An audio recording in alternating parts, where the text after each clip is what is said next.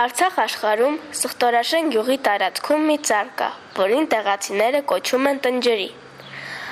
1900-ական թվականներին ծառն անձնագիր էր ստացել և հատուկ պահակ ուներ, որին աշխատավարձ էին վճարում այդ մենակ հսկա ու հավերժական ծառը հսկելու համար։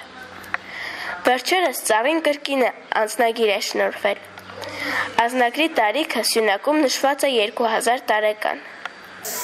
Հնագույն աղբյուրները վկայում են, որ Մեսրոպ Մաշտոցն այդ ծառի մոտով է անցել դեպի Ամարաս իր սուրբ առաքելությունը կատարելու։ Հսկա սոսին բազմիցս կայծակնահար է եղել, ներսում առաջացել է բնակմակերես, ժամանակակից 3 սենյականոց բնակարանի տարածքով 44 քառակուսի կիլոմետր։ Ծառի շրջագիծը հողի մակերեսում 27 մետր է, բարձրությունը 54 մետր, 15 հարկանի շենքի բարձրությամբ։ Տնջրին մի քանի դուռ ունի, կենտրոնական մուտքով ձիավորը հեշտությամբ մտնում է ներս։